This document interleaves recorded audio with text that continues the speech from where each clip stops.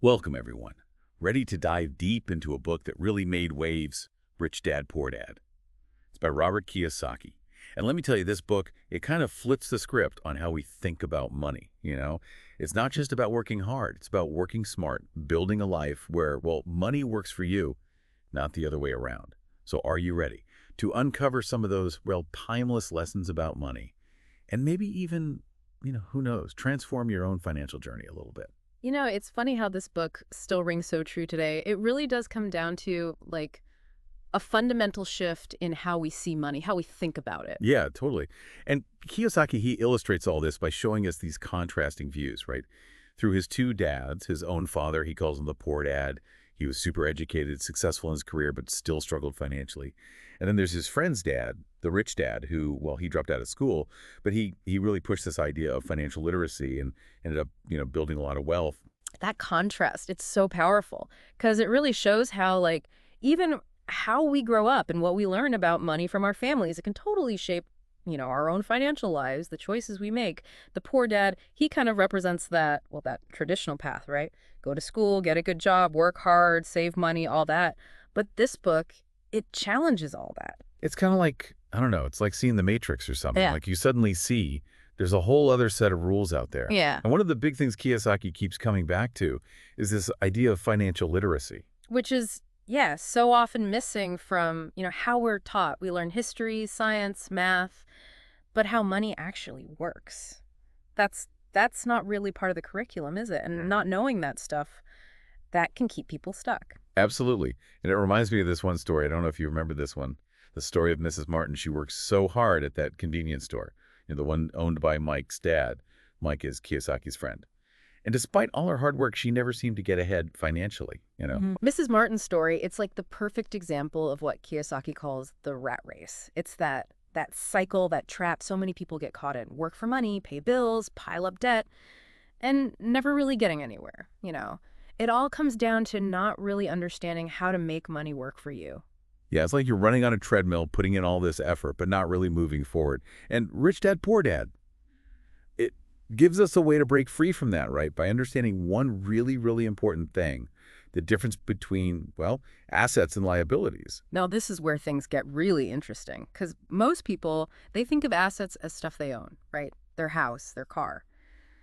But Kiyosaki, he's got a different take on it. He says an asset is something that puts money in your pocket, while a liability, that's what takes money out. So that amazing house you're so proud of, the one you work so hard for, it could actually be a liability, especially if you're always paying for the mortgage, property taxes, repairs, all that. Exactly. The key is to focus on building up your assets, things that generate income, like rental properties, stocks that pay dividends, or businesses that kind of run themselves. So how do we start doing that? What are some practical things we can do to build up our own, asset columns? Well, the good thing is Rich Dad, Poor Dad, it doesn't just, talk about these concepts. It actually gives you 10 clear steps to develop what he calls financial intelligence. Okay, so let's get into it. What are some of those steps? All right, so step one, he says, stop doing what you're doing. It's like, take a pause, look around and ask yourself, are you really moving towards your money goals? Really? And then it's about looking for new ideas, find people who have what you want and learn from them.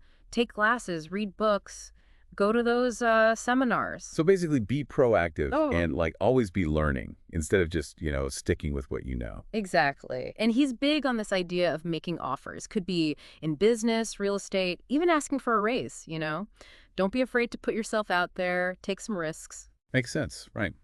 You never know what might happen unless you try. And talking about trying new things, the book really pushes you to look everywhere for opportunities, not just the usual places, Think outside the box, explore different investments, don't limit yourself. So basically expand your horizons, be open to new possibilities. Exactly.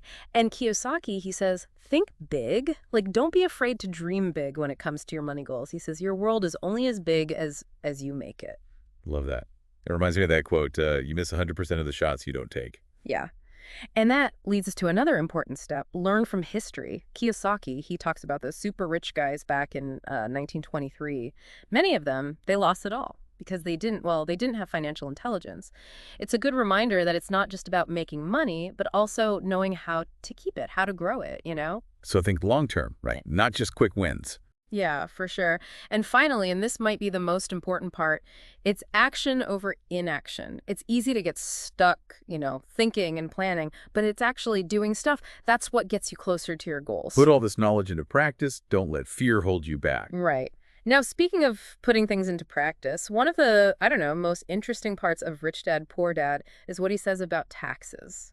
Yeah, that part kind of made me think how the rich, they use corporations to, well, legally pay less in taxes. Oh, yeah. I remember that section. It can Yeah. be a little controversial, but it's important to remember. Kiyosaki is not saying go out there and evade taxes. He's just pointing out that wealthy people, they understand the rules and they use those rules to their advantage. So it's about being smart with your money, not sneaky. Exactly. And it goes back to that core idea of, financial education is power. It's about learning the skills to manage your money so you can make smart choices. Be in control of your financial future instead of letting it control you. Right.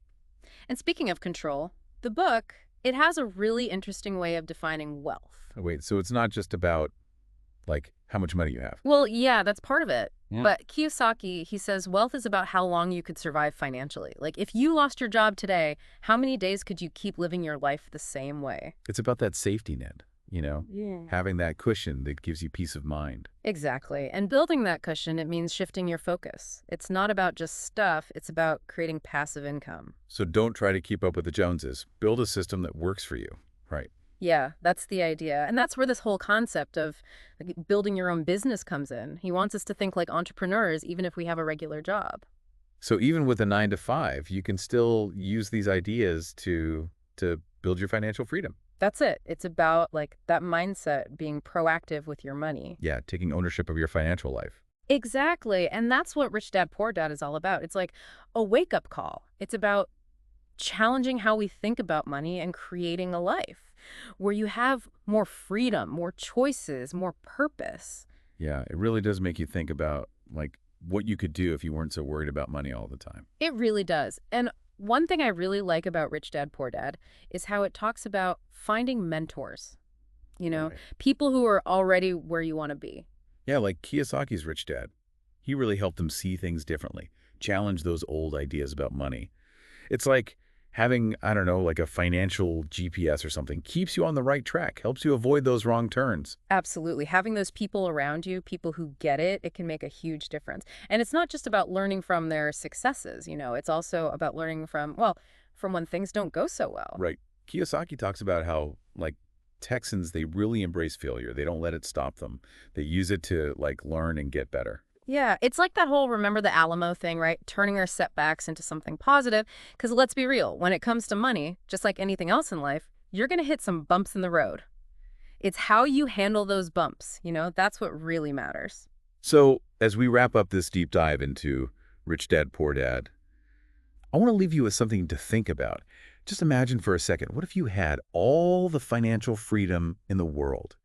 You could do anything you wanted, chase any dream, without worrying about money. What would that look like for you? What steps could you start taking, today to make that happen? That's the challenge Rich Dad, Poor Dad throws at us. So it's not just a book about money. It's like, it's a guide to building a life with freedom and meaning. So take these lessons to heart, Start building those assets. And remember, financial freedom, it's possible for anyone. It starts with, it starts with changing how you think about money, committing to learning, and then actually, doing something about it. Thanks for joining us on this deep dive, everyone. We hope it's given you some new ideas, maybe some inspiration to take charge of your financial future. Until next time, keep learning, keep growing, and keep striving for that life of abundance,